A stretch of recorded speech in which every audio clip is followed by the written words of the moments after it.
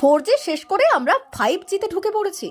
ইতিমধ্যে ডিজিটাল লেনদেনে অভ্যস্ত হয়ে উঠেছে প্রায় সবাই, শহর থেকে মফস্বল এবং অজপাড়াগা। অন্যদিকে নতুন করে মহামারী করোনার ভ্রুকুটি, তবু সচেতন হচ্ছেন না শিক্ষিত থেকে সাধারণ মানুষ।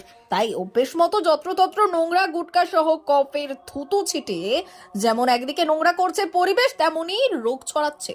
প্রসঙ্গত প্রতিদিনকার রুটিন মতো সচেতনতার বার্তাকেও আমরা ছড়িয়ে দিচ্ছি না এবং মানছি না কোনো সতর্ক বার্তা। বহু কর্পোরেট অফিস, নার্সিংহোম, সরকারি দপ্তরে যেখানে সেখানে থুতু ফেললে জরিমানা ধার্য করা হয়েছে, কিন্তু সেখান থেকে বেরিয়ে সাধারণ মানুষ নির্দিষ্ট ডাস্টবিনে না ফেলে যত্রতত্র থুতু ফেলার অভ্যেস মানুষের রয়ে গেছে। আর এই অভ্যেস রোগের বহর ছড়াচ্ছে জঙ্গলমহল পশ্চিম মেদিনীপুরের মানুষদের। সচেতন বলতে গেলে, একটু ব্যঙ্গ করে বলতে গেলে, মানুষ মানে অতি সচেতন। তার এই যে গুটকা খাওয়া বা একটা বদ অভ্যেস হয়েই যায় থুতু ফেলাটা। এখন থুতু তৈরি হওয়া এটা তো একটা বিজ্ঞানের ভাষায় একটা সহজাত ব্যাপার, একে বন্ধ করতে পারা যাবে না। কিন্তু যে খাবারগুলো এই গুটকা, যার ফলে থুতুটা বেশি তৈরি হয়, পান যার ফলে থুতুটা বেশি তৈরি হয়, এই খাবারগুলোকে একটু যাতে কম খাওয়া বা একটা পানের পিক ফেলার যেটা নির্দিষ্ট জায়গা রয়েছে, সেই জায়গায় আপনারা পিক ফেলুন, যাতে যত্রতত্র না ফেলে।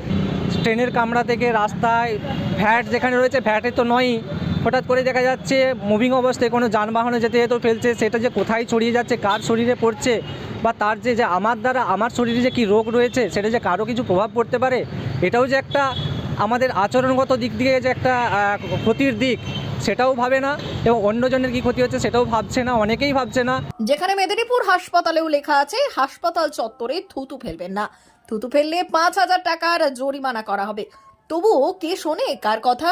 সেই বোর্ডের ওপরেই থুতু ফেলে, পানের পিক ফেলে নোংরা করছে অসচেতন মানুষজন। এর ফলে একদিকে যেমন রোগের প্রকোপ বাড়ছে, তেমনি বাড়ছে নোংরা পরিবেশ। খোদ পৌরসভা তার চত্বরে নোংরা থুতু, পানের ও গুটকার পিক যাতে না ফেলে, তার জন্য বহু আগেই ভগবানের ছবি সেঁটে দিয়েছে।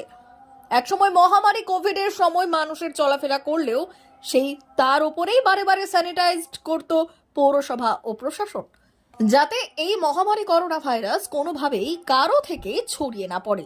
এই মহামারী মানুষের মধ্যে ঢুকিয়ে দিয়েছিল যত্রতত্র থুতু ফেলবেন না, ছোঁয়া যাবে না কাউকে, কারণ এতেই রোগ ছড়ায়। কিন্তু তারপর মহামারী কেটেছে, কিন্তু হুঁশ ফিরছে না জঙ্গলমহলের মানুষের, ক্ষোভ সমাজে। আইন তো আছে, সেই আইনটাকে মানা আমাদের প্রতিটি নাগরিকের। সেই আইন যারা আমরা আইন করে দিয়ে ঘরে বসে থাকবো তা তো নয়। আইনটাকে যারা মান্যতা দিচ্ছেন না তাদের বিরুদ্ধে ব্যবস্থা নিতে হবে। D news, Medinipur.